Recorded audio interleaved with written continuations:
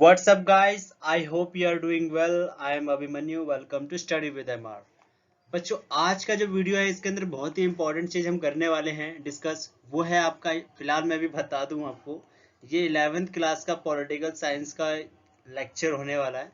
और second chapter जो है आपका अधिकार के बारे में, भारतीय संविधान में अधिकार, उसके बारे में। तो पहले मैं ये बता दूं जरा, जो सिलेबस था ना आपका, जो 11th क्लास का नया सिलेबस है 2021 और 22 वालों के लिए, उसके अकॉर्डिंग मैंने आपको ऑलरेडी सारी चीजें बता रखी हैं कि कौन से चैप्टर ऐड हो रखे हैं और कौन से चैप्टर को डिलीट बताया गया है आप लोगों को एक तरफ से, बट वो एक्चुअल में डिलीट नहीं है। उसके कुछ कुछ जो इम्पोर्टेंट पार्ट्स हैं वो ऐड हो रखे हैं आपके दूसरे वाले चैप्टर्स के अंदर, ठीक है। तो ये सारी चीजें जो है ना मैंने ऑलरेडी बता रखी है लास्ट वीडियोस के अंदर। सो आप एक बार जाकर के वहां पर जरूर चेक कीजिएगा, ओके। सो अभी जो हम फिलहाल है वो है करने वाले सेकंड चैप्टर, वो है आपका भारतीय संविधान में अधिकार। अगर आपके सिलेबस के अकॉर्डिंग में चलूँ तो आपका जो सेकंड चैप्टर बनता है या होने वाला होता है न्यू सिलेबस के अकॉर्डिंग, वो होगा आपका चुनाव के बारे में। बट मैंने जैसा बताया था कि फर्स्ट चैप्टर के अंदर ही जो है अधिकार, मौलिक अधिकार और राजनीतिक दर्शन, ये तीनों जो है एक ही चैप्टर में मर्ज किया गया। बट मैं आपको चाहता हूँ कि अधिकार के बारे में थोड़ा डिटेल में जाने आप, क्योंकि हम सीबीएसई से एक्सपेक्ट करते हैं कि वो कभी भी कहीं से भी सवाल जो है दे सकता है वो, ठीक है। वो अगर बोलता है कि यहाँ से नहीं आया आपका चैप्टर में से, ऐसा बिल्कुल नहीं है। आपका अधिकार में से थोड़ी चीजें आपको पता होनी चाहिए, मेन मेन, और मैं आपको सिर्फ मेन मेन चीजें ही करवाने वाला भी हूँ, ओके। सो प्लीज बने रहिएगा हमारे साथ वीडियो के बिल्कुल एंड तक। तो चलिए स्टार्ट करते हैं इंडेक्स के साथ। सबसे पहली चीज देखिए, इधर जो है हमको पहले इस चैप्टर के अंदर ये जानना है कि अधिकार का मतलब क्या होता है, ठीक है। बहुत ही सिंपल वर्ड्स के अंदर बताऊंगा कि अधिकार का क्या मतलब होता है। मौलिक अधिकार, ये एक्चुअली में ऐसे लिखा जाता है मौलिक अधिकार, ठीक है। तो एक्चुअली क्या है ना, टाइप नहीं हो पाता है ऐसे मौलिक, तो इसलिए मैंने आपको ऐसे ही बस लिख रखा है। तो मौलिक अधिकार के जो 6 प्रकार है उसके बारे में बताऊंगा। राज्य के नीति तत्व हैं, इसके बारे में डिस्कस कर लेंगे आगे। और मौलिक कर्तव्य के बारे में भी डिस्कस करेंगे, और मौलिक अधिकार और राज्य के नीति निर्देशक तत्वों में क्या अंतर है, इनके बारे में भी हम लोग बाद में जानेंगे। फिलहाल इस वीडियो के अंदर मैं आपको ये 2 पॉइंट्स कवर अप करके बताने वाला हूँ, ठीक है। सो वीडियो को ज्यादा लंबा ना रखते हुए चलिए स्टार्ट कर देते हैं यार, ठीक है। क्या बोलते हो दोस्त, कर दे? चलो ठीक है, कर देते हैं। सबसे पहला मतलब देखिए क्या है। सबसे पहला जो टॉपिक है वो है हमारा अधिकार। मतलब ये है सिंपल से वर्ड्स के अंदर, अगर आप चाहते हैं तो एक बार वीडियो को जरूर पॉज कीजिएगा और खुद से पूछिएगा कि अधिकार का मतलब क्या होता है। मतलब क्या सोचते हैं आप लोग अधिकार के बारे में? जब भी कोई बोलता है कि ये मेरा अधिकार है, तो अधिकार का मतलब ही क्या होता है, ये पहले आपको जानने की जरूरत होती है, ठीक है। सो फिलहाल आपका जो 11th क्लास का सेकंड बुक है ना, राजनीतिक सिद्धांत, उसमें 5वां चैप्टर है अधिकार के बारे में ही है वो सारी चीजें। तो आपको वहां पर ही पढ़ना है, बट यहाँ पर थोड़ा जान लीजिए अधिकार होते क्या एक्चुअल में, ठीक है। देखिए, अधिकार कुछ हमारे कानूनी भी होते हैं, कुछ हमारे मानवीय भी होते हैं, बट एक्चुअल में अधिकार का मतलब क्या होता है ये आपको जानना बहुत ज्यादा इंपॉर्टेंट होता है। अगर मैं आपको ना ज्यादा सस्पेंस में रखूं तो एकदम सिंपल से बताऊं, अधिकार सिर्फ मांग को कहते हैं एक तरफ से। किसको कहेंगे हम अधिकार? मांग। जब एक व्यक्ति अपने देश के सरकार या फिर अपने देश के शासन से कुछ मांग रखता है अपने जीवन को सुधारने के लिए, ठीक है, अपने जीवन को सुधारने हेतु या फिर जीवन को जीने हेतु जब वो मांग रखता है, उसी मांग को हम लोग अधिकार कहते हैं, ठीक है। सिंपल वर्ड से बता रहा हूँ आपको, और पढ़ के भी बता देता हूँ। अधिकार वे हक होते हैं किसी आदमी को जीवन जीने के लिए चाहिए होते हैं, जिसकी वो मांग करता है। तो समझ आया? अधिकार का डायरेक्ट जो लिंक है ना, एक कनेक्शन है, वो है मांग से, ठीक है। जब कोई व्यक्ति मांग करता है अपने जीवन जीने के लिए, या फिर अपने जीवन को बेहतर बनाने के लिए मांग करता है अपने देश की सरकार से या फिर अपने देश के शासन प्रणाली से या किसी से भी, तो वो जो मांग है वो अधिकार के अंदर बदल जाते हैं, ठीक है। हालांकि अधिकार के भी कई कैटेगरीज है, मानवीय अधिकार, कानूनी अधिकार, ये सारी चीजें वो अलग बात पे हम डिस्कस करेंगे, ठीक है। और हाँ, जब हम अधिकार की बात करते हैं तो यहाँ पर एक इम्पोर्टेंट क्वेश्चन, बहुत इंपॉर्टेंट क्वेश्चन है, बहुत बार बना है ये, मैं आपको बता देता हूँ वो क्या है। वो ये है कि मोतीलाल नेहरू जी ने पहली बार जो है अधिकारों का घोषणा पत्र जो है पेश किया था, वो कब किया था? वो किया था 1928 के अंदर। ये और मोतीलाल नेहरू, इन तीन चीजों को आपके बारे में आपको पता जरूर होना ही चाहिए, ठीक है। अगर ये 3 चीजें नहीं पता होंगी तो ऑफकोर्स आपके कहीं से भी यहाँ से क्वेश्चन बन के और नंबर आपके कट जाएंगे आराम से, ठीक है। सो सारी तीनों चीजें जो आपको पता होनी चाहिए, ठीक है। हाँ, अब जरा ये जान लेते कि अधिकारों का घोषणा पत्र क्या होता है आखिरकार, ठीक है। देखिए, अगर मैं सिंपल वर्ड्स में बोलूं कि पहले तो यहाँ पर देख लेते हैं अधिकारों का घोषणा पत्र। पहले तो इन वर्ड को मतलब समझ लेते हैं, जैसे इनको समझेंगे तो आपको समझ आ जाएगा कि अधिकारों का घोषणा पत्र का क्या मतलब होता है। घोषणा पत्र का मतलब होता है सूचीबद्ध मतलब ऐसे लिस्ट होगी और इसी लिस्ट के अंदर सारे सारे अधिकार जो है लिखे होंगे। मतलब कहने का क्या है, जब मोतीलाल नेहरू जी थे 1928 के टाइम पर, तो उन्होंने जो है अधिकारों की कुछ ऐसे सूची या लिस्ट बना रखी थी और यही अधिकारों का घोषणा पत्र करा और ब्रिटिशर्स के सामने मांग रखी कि हमको ये सारे अधिकार चाहिए, ठीक है। तो जब इन्होंने पहली बार मांग रखी तो ये काफी इंपॉर्टेंट एक तरफ से डॉक्यूमेंट जो है बन गया, हमारे लिए इंपॉर्टेंट बन गया, ठीक है। इसीलिए इसको जो हम अधिकारों का घोषणा पत्र कहते हैं और आज की डेट में आप लोग अपनी पुस्तक के अंदर इस चीज को पढ़ते भी है, ठीक है। समझ आया क्या है इसका मतलब? बिल्कुल, चलिए।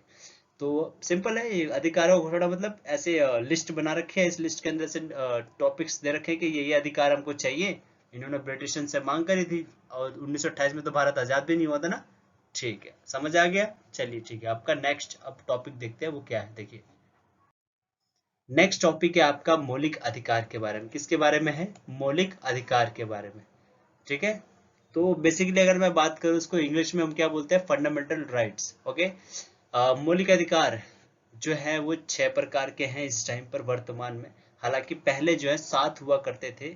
सो अगर आप कमेंट बॉक्स के अंदर बता सकते हैं कि 7वां मौलिक अधिकार कौन सा था, उसे क्यों डिलीट किया गया, उसके बारे में जरूर बताइएगा, ठीक है। अगर पता हो तो प्लीज जरूर कमेंट बॉक्स में बताइएगा, ओके। तो पहले जान लेते हैं कौन कौन से मौलिक अधिकार हैं। पहला है समानता का अधिकार, दूसरा है स्वतंत्रता का अधिकार, तीसरा है शोषण के विरुद्ध अधिकार, चौथा है धार्मिक स्वतंत्रता का अधिकार, पांचवा है सांस्कृतिक एवं शिक्षा संबंधी अधिकार और छठा है संवैधानिक उपचारों का अधिकार।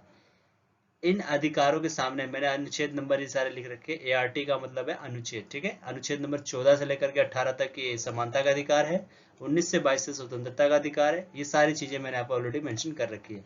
अब एक चीज और मैं आपको बता देना चाहता हूँ, ये छठे नंबर का अधिकार है ना, ये काफी इंपॉर्टेंट अधिकार है। हालांकि आपके क्वेश्चन पेपर में क्वेश्चन ऐसे बनता है कि मौलिक अधिकार के बारे में बताइए और उन सभी में से आपको सबसे ज्यादा इंपॉर्टेंट कौन सा मौलिक अधिकार आपको लगता है। सो ऑब्वियस है, कोई भी बच्चा जो है अपने अलग अलग आंसर दे सकता है अपने अकॉर्डिंग।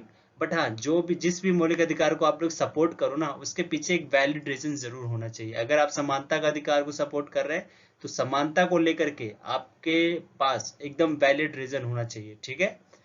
फॉर एग्जाम्पल मैं यहाँ पर इसको सपोर्ट करता हूँ, किसको? छठे वाले को। क्या है इसमें? संवैधानिक उपचारों के अधिकार को इवन डॉक्टर BR अम्बेडकर है ना, उन्होंने heart and soul of the constitution कहा था। मतलब आत्मा और हृदय की उपाधि दी थी इस छठे नंबर के मौलिक अधिकार को। वो क्यों दी थी? क्योंकि जब तक ये वाला अधिकार नहीं रहेगा ना, ये बाकी के अधिकार किसी काम के है ही नहीं। समझ आया? नहीं समझ आया? चलिए कोई नहीं, दिखाता हूँ आगे। फिलहाल देखते हैं आगे। थोड़े बहुत इंपॉर्टेंट आर्टिकल्स हैं वो डिस्कस करना बहुत ज्यादा जरूरी है, उसी में जो है ये छठे पॉइंट वाला भी आ ही जाएगा, ओके। चलिए देखते हैं उसको भी।